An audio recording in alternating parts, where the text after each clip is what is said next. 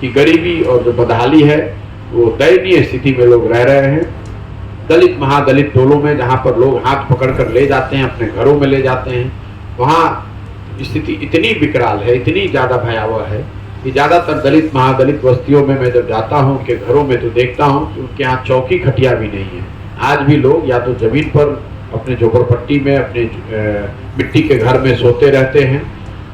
और बरसात में या किसी वजह से अगर पानी घर में घुस गया तो लोग बता रहे हैं कि साल में 3 महीने 4 महीने उनको चाचर लगाकर उसी झोपड़ी में उनको रहना पड़ता है। उनकी पूरी जीवन की कमाई, उनके बच्चे, लेवा लुगरी, जो भी उनके पास बक्सा अटैची जो भी है सामान, वो उसी चाचर पर उनकी पूरी दुनिया सिमटी हुई है। ये तब है जबकि दलित और महादलित के नाम पर 12-15 साल से यहाँ पर राजनीति हो रही है। ये मोटे तौर पर जो अभी तक हम लोगों ने देखा, 2 बातें जो जनरल है, जो हर जगह आपको भी सुनाई देती होगी, हम लोग को भी सुनाई दे रही है, अफसरशाही और भ्रष्टाचार। बिहार में ज़्यादातर लोग अफसरों की जो अफसरशाही से जो इतनी परेशानी है, चाहे जनप्रतिनिधि हो, सामान्य नागरिक हो, हर जगह लोग ये बता रहे हैं कि जो पूरा का पूरा तंत्र है वो अफसरों के हाथ में है। अफसर जैसे चाहते हैं वही करते हैं, उन पर कोई बिल्कुल एक तरह से निरंकुश हैं। क्योंकि चंपारण में लोगों को एक लालू जी के राज का जंगल राज की याद भी अभी ताजी है, इसलिए कई जगहों पर लोगों ने उसको एक तरह से कंपेयर किया आज की स्थिति से। और आपको जानकर आश्चर्य होगा कि कई गांवों में तो लोग ये बता रहे हैं कि लालू जी के राज में जो जंगल राज था, जो अपराधियों का राज था, स्थिति कई जगह पर लोगों की नज़र में उससे भी ज़्यादा भयावह है। अब अपराधियों की जगह अधिकारियों ने ले ली है, लेकिन लूट और जो जनता को का एक्सप्लॉयटेशन था वो शायद उस राज से, उस कालखंड से भी ज़्यादा हो रहा है, ऐसा लोग बता रहे हैं। और इसके अलावा इंदिरा आवास योजना, बिल्कुल ही कहीं पर इंदिरा आवास योजना और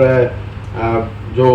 अनाज योजना के लिए जो लोगों का नाम जोड़ा जाना है, इंदिरा आवास योजना में ज़्यादातर लोग तो बता ही रहे हैं कि उनको नहीं मिल रहा है। अभी भी आपको ज़्यादातर इंदिरा आवास के जो बेनिफिशरी हैं वो ऐसे ही मिलेंगे जो बता रहे हैं कि जो पुराना 20,000 रुपये मिलता था उसके तहत उनको कुछ घर या झोपड़ी जो उन्होंने बनाया है, नया जो 1,40,000 रुपये मिलने की बात है प्रधानमंत्री आवास योजना में, उसमें करीब सारे गांव बेनिफिशरीज में जहां पर भी मैंने बात करी, लोगों ने बताया कि 25,000 से 40,000 रुपये तक घूस के तौर पर लोगों को पैसा देना पड़ता है। इसमें लोग क्या कहेंगे? ये तो मतलब जनसुराज अभियान की शुरुआत में ही हम लोगों ने कहा है कि ये जो पूरा अभियान है वो बिहार में एक नई राजनीतिक व्यवस्था खड़ा करने का अभियान है, जिसमें दल बनेगा। अगर दल बनता है तो वो दल किसी व्यक्ति, किसी परिवार, किसी जाति का न होकर बिहार के उन सब सही लोगों का हो जो मिलकर एक नया प्रयास करना चाहते हैं, एक नई व्यवस्था बनाना चाहते हैं। तो उसमें दूसरे दल वाले क्या कहेंगे? हम लोग तो ये रोज बात कह रहे हैं, ऑन रिकॉर्ड कह रहे हैं, 5 मई से लगातार मैं कह रहा हूँ, लेकिन ये भी कह रहा हूँ कि वो दल प्रशांत किशोर का नहीं होगा, उस दल के नेता प्रशांत किशोर नहीं हो जाएंगे, किसी जाति विशेष का कोई व्यक्ति नहीं हो जाएगा। वो सारे लोग बैठेंगे, मिलकर तय करेंगे कि दल बनाया जाना है कि नहीं, और वही लोग इसको बनाएंगे, वही लोग इसको चलाएंगे। दल का नेता भी वही होगा जो सब मिलकर तय करेंगे, जो बिहार का सबसे काबिल, सबसे विश्वसनीय चेहरा हो, लोग उसको चुने और वो दल को चलाए। यही पूरा संकल्प है, यही पूरा प्रयास है। तो और इसका पहला चरण आप देखेंगे जब मैं चंपारण खत्म करूंगा, चंपारण की पदयात्रा जब मैं पूरी करूंगा, तो 12 तारीख को, 11 और 12 को मैं बेतिया में हूँ, 12 तारीख को जिले का अधिवेशन है, जिसमें जो लोग भी जन स्वराज की इस सोच से जुड़कर इस नई व्यवस्था को बनाने में, ये भीड़ सपोर्टर्स की नहीं है, जो लोग इस व्यवस्था को बनाने में अपनी भूमिका देखते हैं या जिससे जुड़ना चाहते हैं, उनकी बैठक 12 तारीख को बेतिया में है, जिसमें